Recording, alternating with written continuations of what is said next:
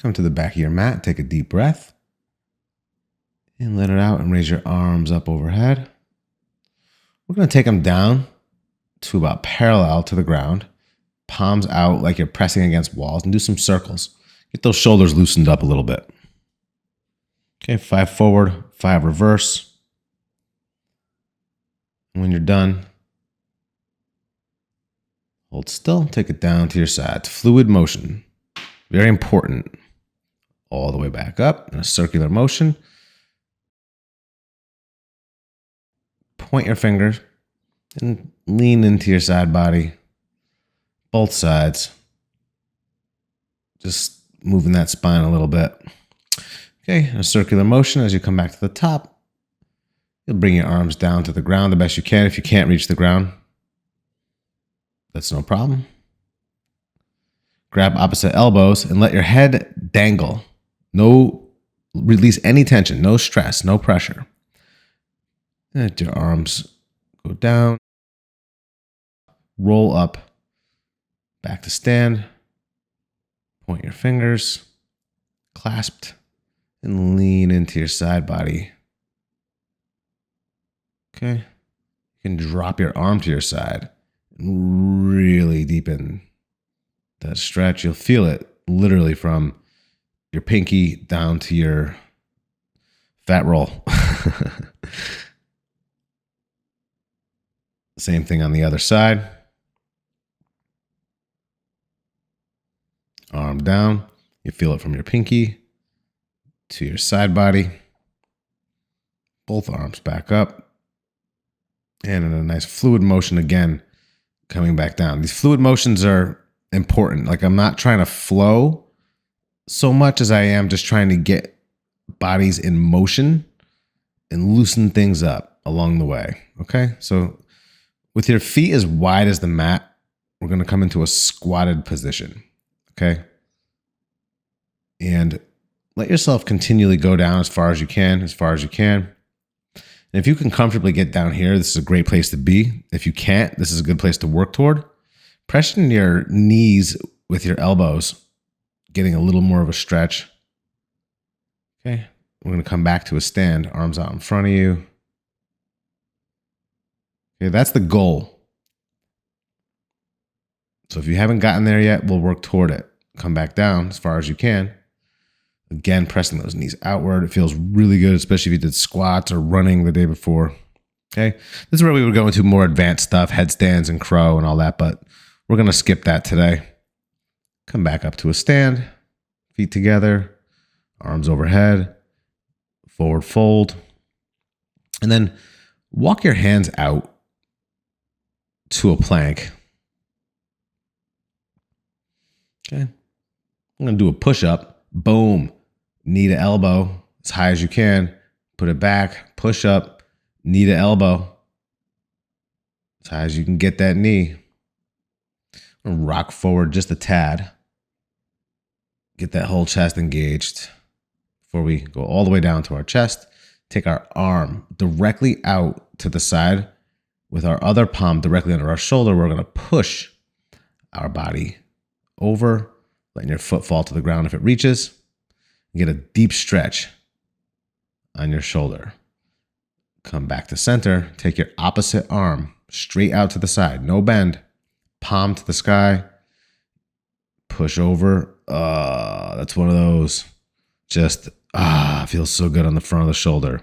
If you're doing any kind of bench pressing, dumbbell pressing, push-up stuff, that's going to feel insane.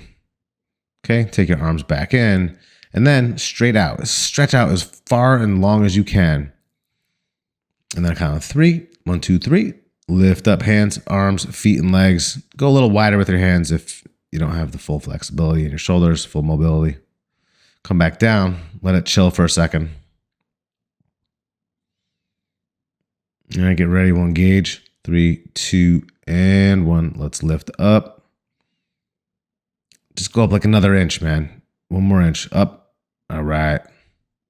Hold it. Let's go down. Hands under your shoulders.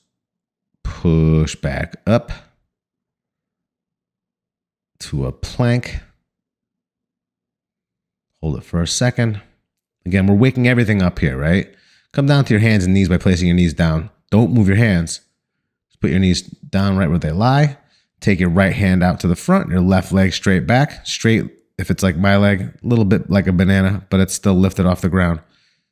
Switch sides. Hold it. Let it come back down. You're engaging your core when you're doing that, and it's great.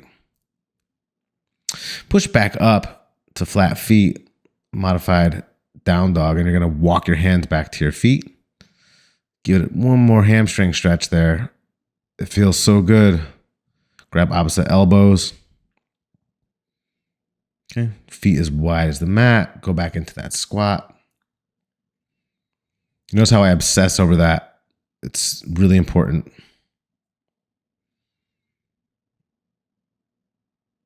For longevity.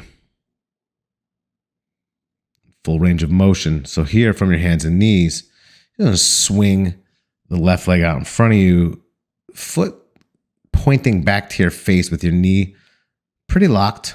Lean into it. If you can reach it, great. If you can't, just let your hand go to your calf or your shin. If you can get it over your toe, great. All you have to do though in this pose to make it more or less intense is point that toe toward your face. So we'll switch sides and let's test that out. Okay, so you got that. Leg swung out in front of you. The toe, if it's pointed to your face, makes it exponentially harder. And then if you can really lean into that and grab onto your toe or your shin or your thigh, go for it. Hold that for a second. The hamstring blowout here. It feels to me, again, all these stretches, every one of them in a row are, for me as a guy that likes to lift weights and run and do crazy air squat sets and calisthenics and all that, these stretches feel great. So I came to stand and I'm leaning into my left leg, letting my right leg stay straight.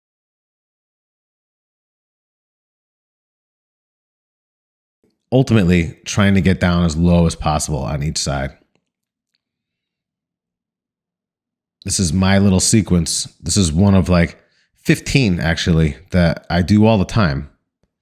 It's like the essential stretches, right? To get yourself to level, to just get a little blood flowing, just to activate some stuff, active recovery exercises. Okay. So right now is another one of my all-time favorites. It is frog pose. And all you do is when you come down from that last pose, you roll up the edges of your mat because you really just want to make a little pad for your knee and put those ankles and feet flat sideways on the ground. Your knees are about twice the width of your hips if it's possible. Come down to your forearms and use your forearms to create some leverage to push yourself backwards slightly, a 1/4 inch at a time, 1/8 of an inch at a time. You'll feel it release along the way and you can continue to go back and it feels completely bizarre. It's like a pinch, a stretch, but at the same time, it's super relieving in the hip flexors, the hips, psoas, everything that's related to that entire area is on fire at this point. To me, when I discovered this for the very first time and I did it and I held it, and I'll hold this sometimes for like 60 seconds. It was one of the greatest stretches that I had found, but so are all of these.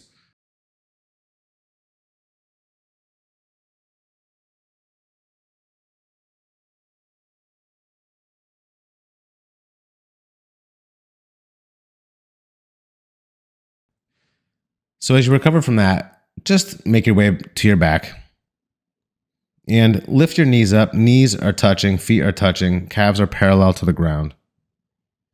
Okay, take your arms out to the side. Take your right hand and grab your left knee from the outside and just pull your knees down to the floor and look over the opposite hand. And when this happens, you should say, ah.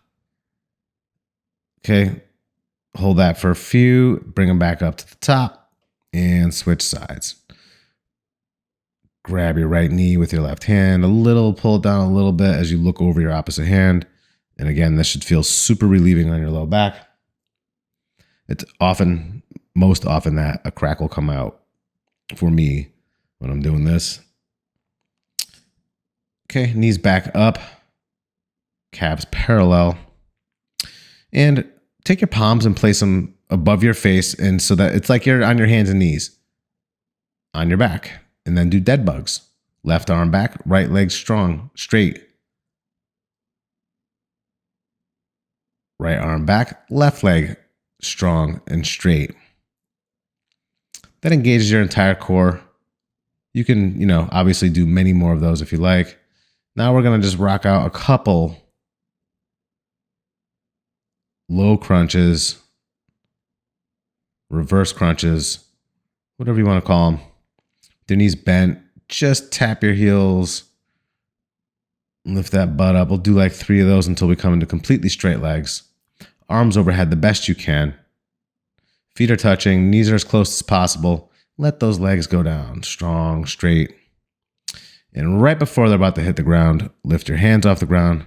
And we'll do some hollow body crunches, or just hold it. You don't have to do the crunch. Just a little extra added bonus at the end. After 10 of those, circular motion with the shoulders, straight arms. The goal is to have full mobility. And here I'll visualize, like if I'm going to do a weight workout, I'll visualize sometimes, if I'm trying to get a PR goal weight or something, I'll visualize it here. I'll literally imagine that my arms are flexed with those weights in my hands.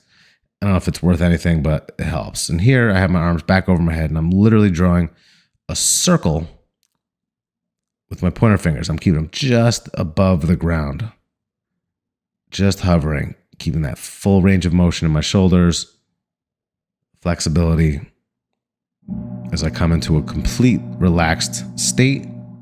Stay here as long as you need to in Savasana. Hope you enjoyed. Talk soon.